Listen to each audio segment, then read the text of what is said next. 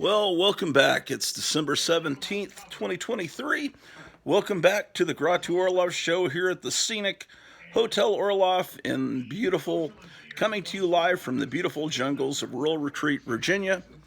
We've been expecting you. It's Sunday morning, not even 10 o'clock in the morning, and thought we'd do something different today and look at some paperbacks, go through some books. Maybe I haven't shown you before. I don't know. Hopefully you guys are doing well and keeping away from the flu or pneumonia that's going around. But let's take a look here.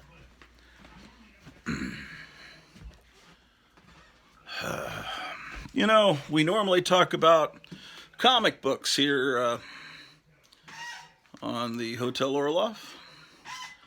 But today, let's give some equal amount of attention to paperbacks. Same to me, paperbacks and magazines and comics are all part of the same kind of genre, cheap reading, as opposed to dignified hardcover paperbacks. We're talking about undignified books that are wonderful to all of us.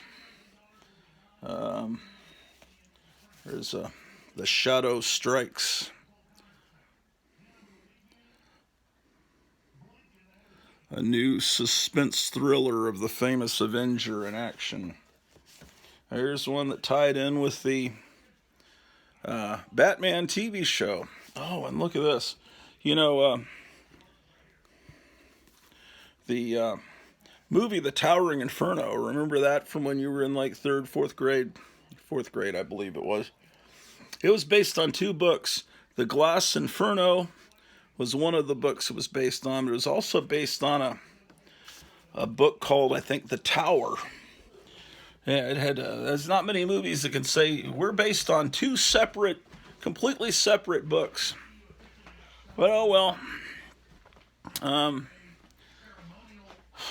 Okay, well, we've got a lot of books over here, and I don't think I've been through them with you. And this area here, the idea was to make it into a kitchen here on the main level by the previous owners, but they never finished it. But they put in the shelving and drawers and everything, and counter space. So since I didn't have many bookcases, I've used it. Let me turn on the light. I've used this area for book shelving because why not? I mean, I had a lot of bookshelves back in Texas, and they were too big and cumbersome and heavy to transport. So the thought was, well,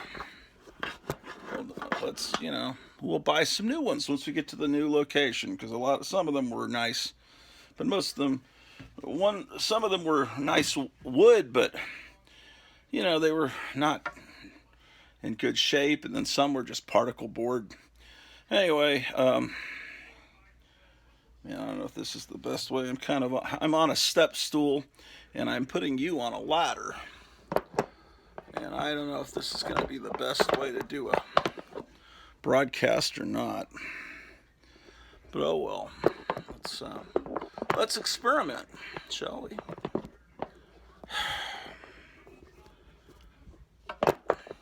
There we go. Okay. Let's see what we got here. Here's Gay and Wilson's Grave Diggers Party.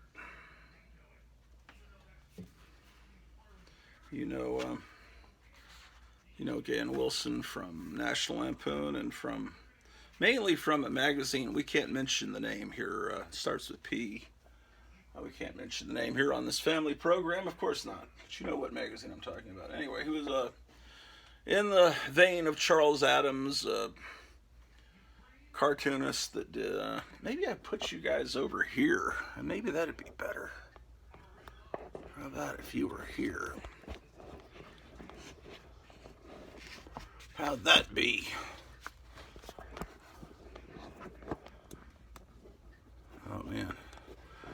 feeling you guys are going to fall. Okay, maybe. Get in there. All right.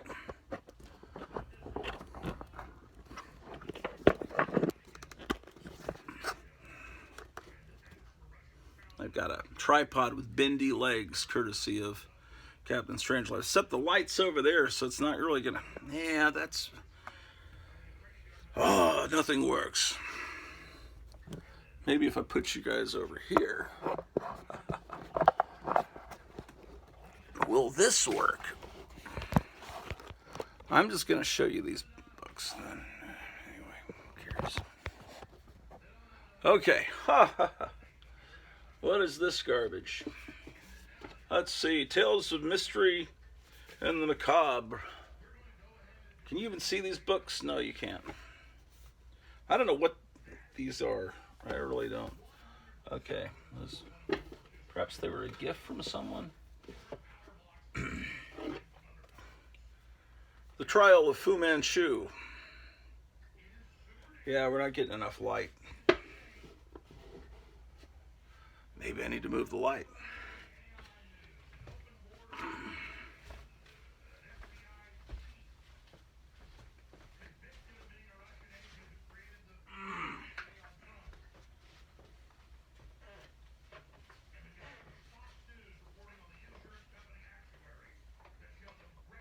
I don't know, man.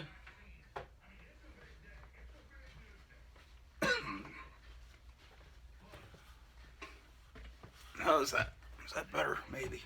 Not too much. Oh, wow. Look, here's an obscure book. Not many people have this. Dune. What is this? Oh. And I need to do some organizing here. Because a lot of the, I unpack boxes and I just put them up into these kitchen cabinet shelves. And so I've got to get this, the Destroyer, with the other Destroyer books in that series. What is this?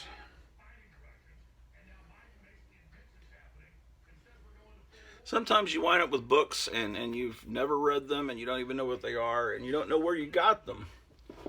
And that's the case with that book. Yeah. Where the Red Fern Grows, David Copperfield. Here's another Destroyer book, Destroyer number 36. Let's put that with the other Destroyer book. And I'll remember that if I see any more Destroyer books where they need to be. Oh, man. Look at this. Omen 4, Armageddon 2000. I'm pretty sure this beat up book, apparently maybe an idea for a sequel that was never made. I thought that at the end of Omen 3, Jesus came back, right, and spread his arms out, and pretty much that was the end of Damien. And so I don't know how he's in Omen 4. I don't know. Here's Maxwell Smart and the Perilous Pellets. Graphic Man on the Four Color Fossils show shows a lot of paperbacks of collections of newspaper comic strips, and I'm thinking, man, where are all my... And so here's some of them. Here's Watch Out, Charlie Brown. It's so weird. These were the biggest books in the library. When you went to the library in elementary school, you wanted to find all the Charlie Brown, all the Peanuts books and check them out. And, of course, now, 2023, most kids don't even know who Charlie Brown or Snoopy is. And it's not necessarily their fault. It's just that the comic strip, I don't know if it's even still published in the paper. After Charles Schultz died, they started reprinting the old comics like it was still ongoing, but I don't know if they're still doing that now. Here's a BC book. Johnny Hart. Here's Broomhilda.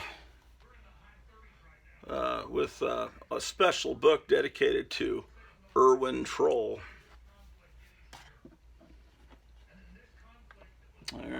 No one here gets out alive. The Jim Morrison book. You know what that looks like. What is this book?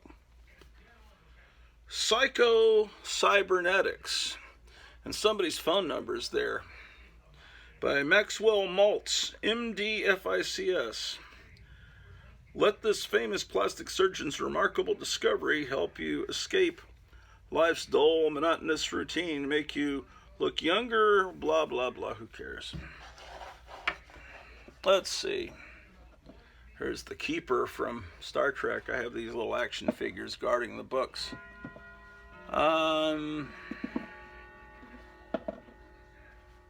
Oh, it's Flip Magazine's Groovy Guide to the Guys. They're all here from A to Z. All the cool rock and roll stars. Look, they got Leonard Nimoy right there next to Tiny Tim. Allison Albert. They got Herb Albert here. Clapton, Cosby, Donovan, Dylan, Garfunkel, Guthrie, Hendrix, Harrison, Jagger, Jones, Zappa, Michael Cole, Paul McCartney, Davy Jones, Mark Lindsay, Jonathan Frid's on there. Weird that Jonathan Frid would be a teen idol because he was in his 40s and made Dark Shadows, but for a few brief shining moments, yes, Jonathan Frid was a teen idol.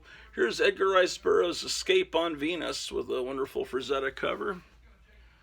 And then a bunch of vintage J.R.R. Tolkien, the Lord of the Rings, when they had these 1960s covers. I got a bunch of these here, looks like. Okay. Let's see, what do we got here? Happy birthday to anyone out there that's having a birthday today. You are the world's greatest golfer. Okay. Oh, there's some stuff in here. How about that? Ladies and gentlemen? It's the Graduate. Now a hilarious motion picture. So, The Graduate started as a novel. I'm not sure I remembered that. But now we all know that. What do we got here? Not in very good shape. It's Jerome Bixby's famous book, Space by the Tail. Oh, boy. Lovecraft, a look behind the Cthulhu mythos.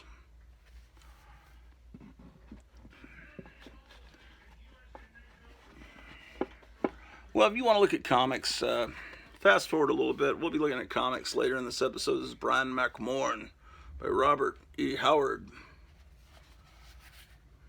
How about that? Yeah, this stuff is not together. We got all this stuff all mixed up and confused. Synthetic Men of Mars by Edgar Rice Burroughs. Here's the first complete edition of Solomon Kane.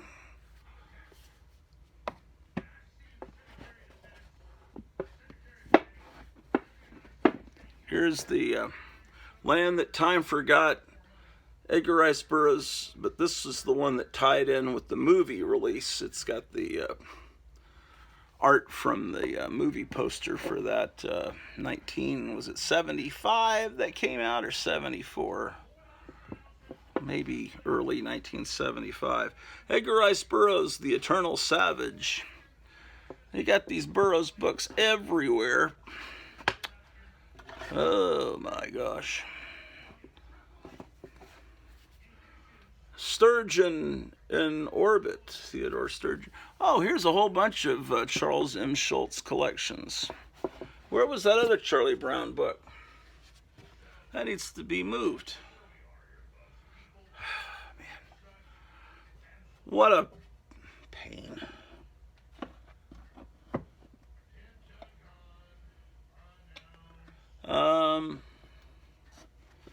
this Watch Out Charlie Brown needs to be moved over here. These, all this and Snoopy too. Hey Peanuts, here comes Snoopy. We're on your side, Charlie Brown. Yeah, and a lot of Fu Manchu books here. Where'd that other Fu Manchu book go, man? Destroyer Dune, Return of the King. Oh, here's another Fu Manchu book. Yeah, that's the one I was looking for, The Trail of Fu Manchu. Because over here I've got a bunch more, like Re-Enter Fu Manchu. These books will never be reprinted, pretty sure. The Island of Fu Manchu. Oh, and another copy of The Island of Fu Manchu. I'm a hoarder, apparently. What is this here? 8 stories from the rest of the robots.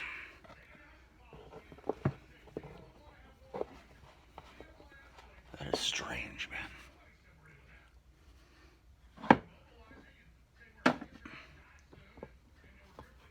Here's this is based on the screenplay of Taxi Driver. It used to be when every movie came out, there was always a paperback version of the book. It always, even stuff like, I mean, like 2000 Maniacs would have, but that was what I remember as a kid. When a movie came out, there was no way to own it on VHS or DVD. That hadn't been invented yet, but you could get the paperback and you could get the soundtrack record, usually. Not always the soundtrack. It's more likely that there was a cheap paperback novel that had been put out. That's My Life with the Headhunters. Just about every book had the soundtrack, but not always did you see. I'm sorry, every book had the paperback, not every book had a soundtrack. Story of Edgar Casey. What else we got? I thought this would be fun to show these paperbacks, but it's really not fun, honestly, to be standing on a ladder showing books. I'm not having a lot of fun today. In fact, I'm miserable. So I may stop doing this here in a minute. Oh, here's a older Dennis the Menace paperback. Like one of the earliest ones, Dennis the Menace versus Everybody. I've got tons of Dennis the Menace paperbacks. I was really into Dennis the Menace when I was about Dennis the Menace's age. I'd say around 71, 72. That was an all-consuming, I must get all the Dennis the Menace paperbacks and comic books. And my mom was kind of down on Dennis the Menace. She didn't want me buying them because she thought I would learn bad grammar from Dennis the Menace. She was also down on the Three Stooges. But when something is forbidden, it only makes you want it more.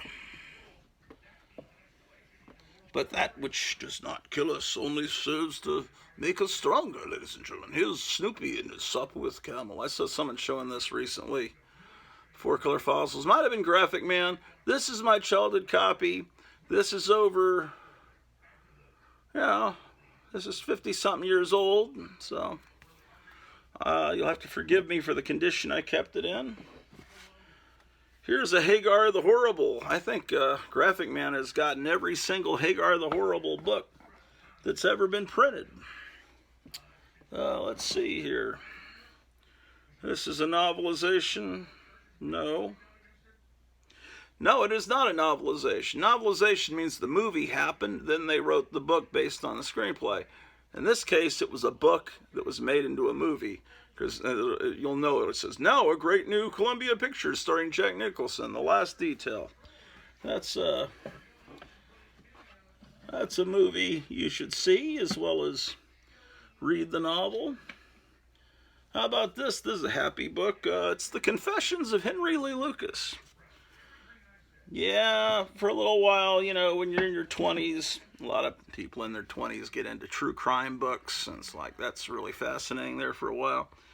I understand that on Spotify, that's, there's cool shows about famous serial killers and crimes, and there's on YouTube at least one. I think her name is Bailey Sarian. My wife was watching it for a while. This lady, and she just I guess she researches some famous crime or something, and she just sits there and tells you the story while she puts on her makeup, and she goes for an hour, hour and a half telling you some story and all the police procedurals and everything. And by the end, she's very glamorous and everything. So there are some women out there that like to watch women put on makeup, and but then there's some women that are probably more on the goth side, that, or punk rock side, that like to watch women put on makeup while they tell true crime stories. Oh, look. College Confidential. Let me see. Okay. This was a movie first, Mamie Van Doren movie, and turned into this paperback. It says Irving Schulman, author of The Amboy Dukes and The Velvet Knife. So apparently he was a writer that had turned out some somewhat famous books back there in the 50s. Mamie Van Doren is, unlike all the other blonde bombshells of the 50s, she's still around. She was like a low rent. I'm not trying to insult her, but there was Marilyn Monroe, and then there was Jane Mansfield. There was Marilyn Monroe, then there's Jane Mansfield, and then there's Diana Dors and Mamie Van Doren, and who are the others? They'll come to me in a minute, but I always thought Mamie Van Doren was beautiful, and I enjoyed her movies. She is definitely on the other side politically, or the other side of the political spectrum. You can see her on Facebook ranting about how much she hates Trump and things. She's probably in her 90s, wouldn't you think? Here's the swinger, Anne Margaret. Always had a crush on Anne Margaret, Mamie Van Doren. Oh, yeah, The Longest Day. This is my father's book, that he bought. Let's see. There's no mention of the movie here, is there? This book he bought. Well, my father helped with the production of The Longest Day. He was in the Army, stationed in France. They were filming the movie, and he was assigned to the movie people to make sure the movie was accurate while they filmed the storming of the beach there. And I think this is before I was born. I was born in 65. This movie was in 1962. I think it was they were living in La Rochelle. Is that where they filmed this movie? I don't know. But anyway, so my father was there, and he was invited to, I believe, the wrap party for the movie, and he was not having a lot of fun, because my father it's like bringing Mr. Spock to I'm trying to the wrap party was like a wild party where there were women in various states of undress running around, and my father was not really thrilled with that. Anyway, that's the story I've heard. But anyway, so he never mentioned meeting John Wayne or anything. I'm sure he must have. The guy he talked about was while he was in Vietnam. George C. Scott showed up, and this would have been the mid-'60s, and George C. Scott didn't make Patton. And Patton came out in 1970, so they were probably filming it in 69. I don't know if he knew he was going to make Patton. I don't know why he was over in Vietnam. I don't think he was there to entertain the troops like Raquel Welch. It's like, I don't think... my father said, Anne Margaret was kind of like coming through and saying hi to everybody, and he just didn't even get out of his off his cot. He didn't care about meeting movie stars, and it's like, that was the one. That was one of the main ones I had a crush on. Anne Margaret, Raquel Welch, all those. But anyway, George C. Scott was just sitting there. I guess he went over to Vietnam just to see what was going on. I don't know. That's kind of the impression my father gave me. He said he just sat down with my father and they talked for 3 hours. I wish I had gotten, pumped for more information out of my father about what he talked about with George C. Scott, and if he even remembered. But he remembered George C. Scott from a TV series, like some police TV series and everything. George C. Scott wasn't the major star that he would become until Patton. Shoot. I don't know, man. I thought this would be fun, and I'm not having any fun. Yeah, not at all. Maybe I should. Maybe I should do something else. I mean, I know you want to see the books and everything, but I don't really want to stand on a ladder.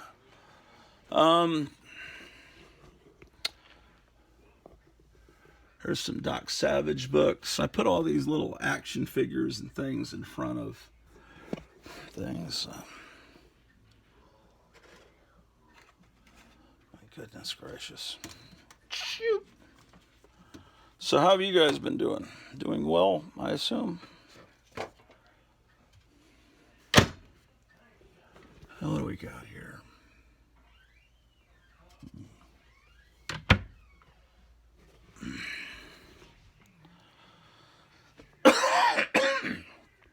I'm sorry that I'm not more entertaining this morning.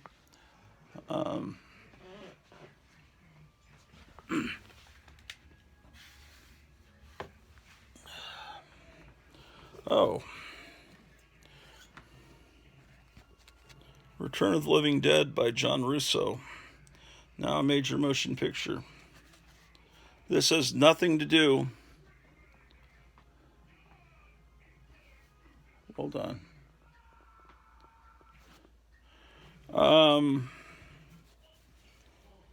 Maybe I'm wrong.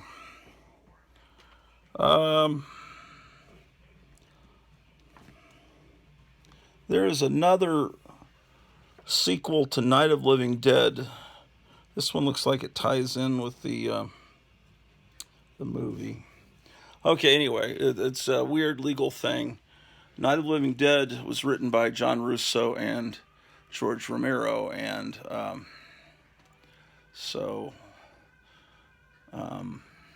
after the movie, somehow John Russo retained the rights to Living Dead, and so that phrase. So when George Romero made the sequel to Night of the Living Dead, he had to call it Dawn of the Dead instead of Dawn of the Living Dead, which would have made more sense. But so somehow it's kind of like weird legalities, like the Thunderball, how that's why another studio was able to make a remake of Thunderball called Never Say Never Again, and because there was like shared custody of that idea or something. I mean, it was originally a novel by Ian Fleming, but somehow I don't know. But there's a sequel to Night of the Living Dead that I read in the 80s. And then there was the movie Return of the Living Dead. I think it was called, I don't know. Look it up on Wikipedia. What are you looking at me to be an expert on something? Why, it's Pete the Cat. How are you doing there, Pete the Cat? Okay, wonderful. Let's turn off some of these lights, man, because got to start global warming, all these lights on.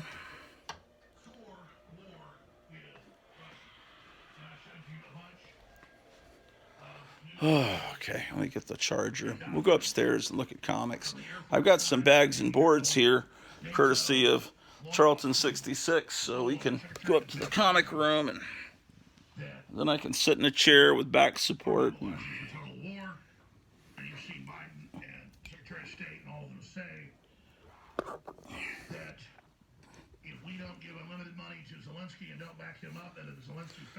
How about Zelensky, man? He just bought a $22 million mansion in Florida.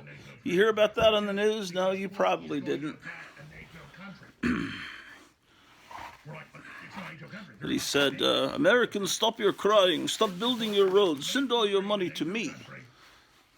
Yeah, no thank you. Ugh. Okay.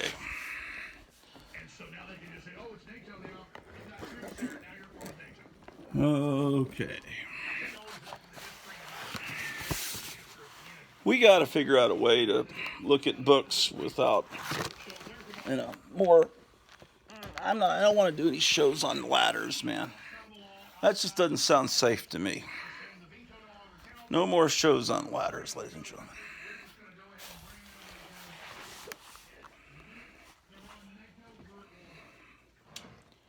Just trust me, I'm turning off lights, and then we'll go upstairs and turn on some different lights.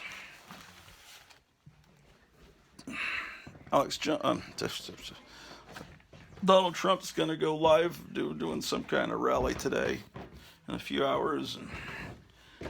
And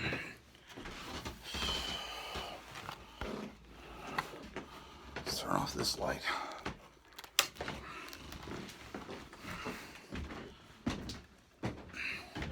Yeah, I've got 100 bags and boards here that were sent to me as a Christmas present by Charlton 66. Now I'll put them to use. He also sent me some bags a while back for paperbacks. Oh, the cat was sitting in my comic book room chair. I've never seen him do that before. Unbelievable. Oh. At least up here, we can, all right, let's see what we're going to do here.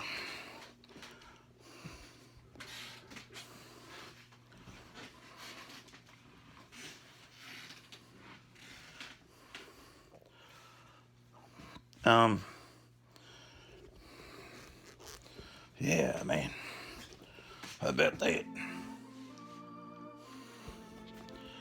Okay.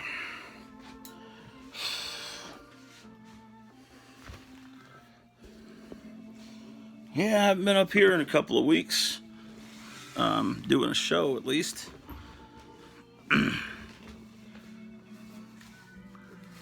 What is this? Oh, I was showing Gold Key books the last time I was up here. So, we'll turn this into a comic show. I've been trying to avoid that because everybody tells me, man, if you want to have people actually watch you on YouTube, whatever you do, don't talk about comic books, man. It's but, oh well.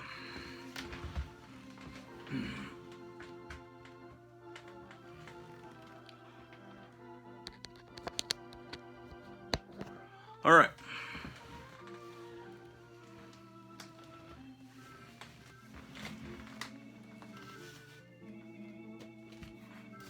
What is this one?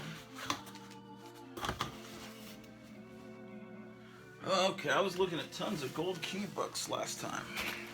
That's what it appears to be. Ouch. So what I did is I took all the bags and boards he sent me, and I put the board into the bag, and so I've got a big stack of them, and then I've got them inside of a lid to a box so they don't slide around everywhere. And some people say that's not the way to do it. It's just how I kind of do it. I think it. Then I just slide the book in between the board and the bag, and to me it's easy.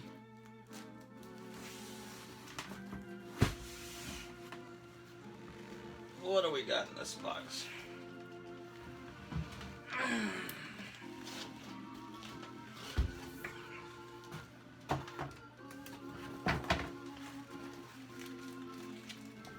Well, I'm looking for Golden Age books that aren't boarded and bagged, because I've got some books here that were sent to me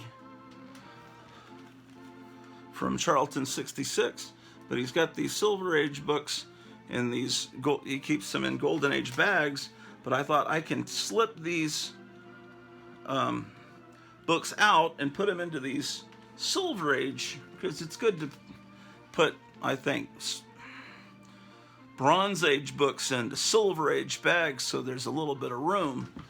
But anyway, I can rebag and board, and then I have all of these boards that I can put on Golden Age books that need it. So that's what I'm up to here. That'll be my mission for today.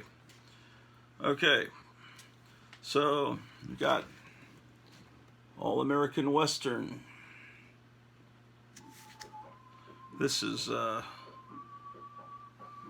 doesn't have an issue number on it. Oh well, you can just flip through mycomicshop.com and figure out what number it is so you can put it on your list. You know something?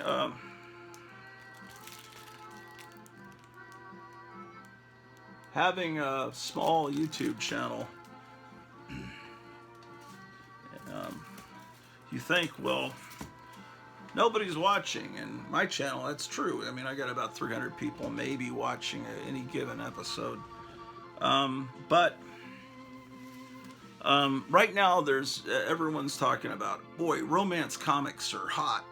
Everybody's buying romance comics. No one used to want them. In fact, they didn't even used to exist in comic stores, because the comic stores either wouldn't buy them or they were just tossed out.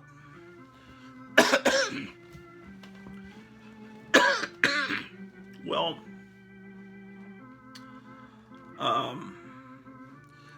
you think there's a lot of people buying them, but what if there's just a handful of people with money that have gotten excited about romance comics because they saw it, one or two people on YouTube talking about them?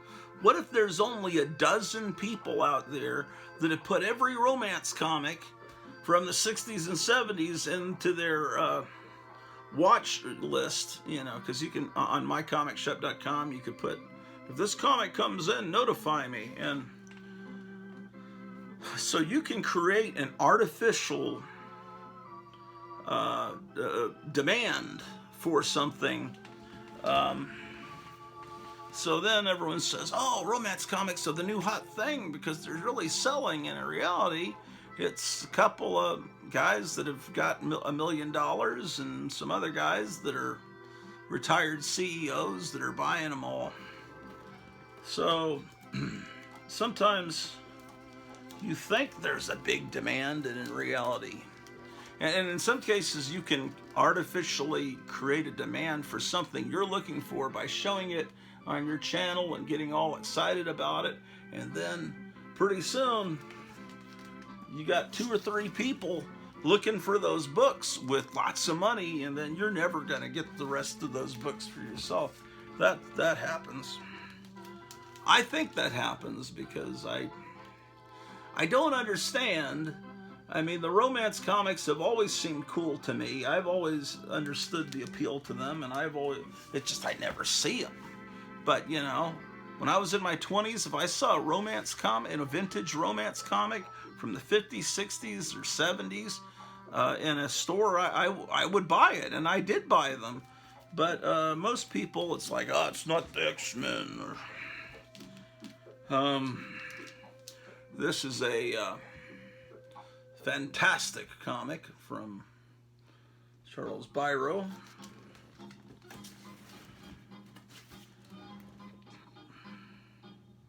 Blazing West from American Comics Group, number 8.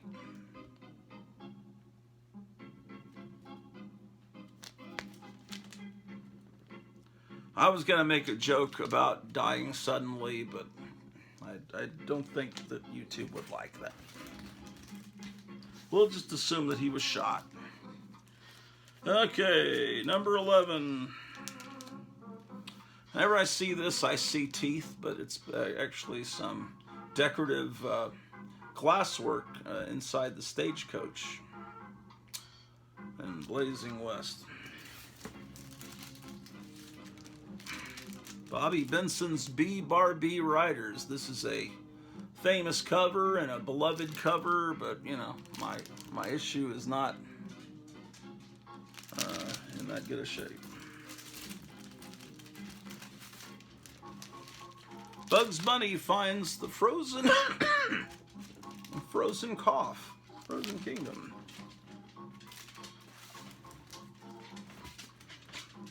Bugs Bunny and Hot Rod Hair. Oh, and this has got a Wonder Woman cover on the back. One thing I should be looking for is there was a card that one of the books I got from Gotham City Comics had a card, an advertising card that was like put in the back, and I need to find where that is. It's maybe that's another mission I have today. This is Buster Brown comic book. It was given out at Stripling's, which was a department store in Fort Worth, which was still around. There was a Stripling's near where I was living until, when did that go away? I don't know. Here's a book that needs to be bagged and board, Candy. So let's do that now. Actually, some of these Atlas books, it's not going to fit in a modern one of these Silver Age. Okay, so first mission of the day. I'm going to take this out.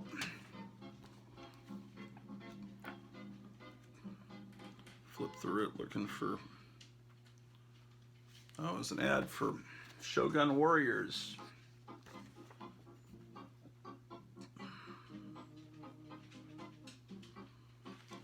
Look at the posters you could get back then. Okay. Oh, an Invasion of the Body Snatchers was coming out at the time. They did a lot of advertising and comics. There were the movies that did a lot of advertising in comics. It seems like Orca did a lot of advertising in comics. King Kong, Invasion of the Body Snatchers. What other movies had lots of later Megaforce, some abomination from Hal Needham was okay, so the Defenders, let's put that over here.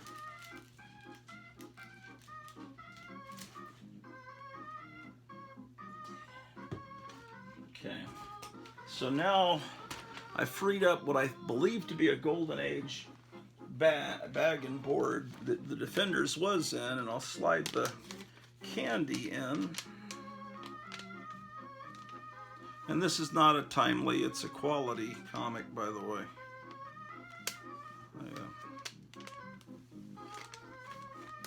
Okay, so now, I don't know where the tape is, it doesn't matter, I'll get it later. So Candy number 55 for those of you that want to put it on your watch list.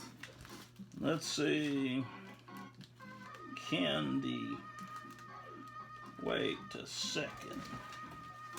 Here's another Candy without a cover. Wait, there's some Golden Age comics I was wanting to put into this box. Let me see.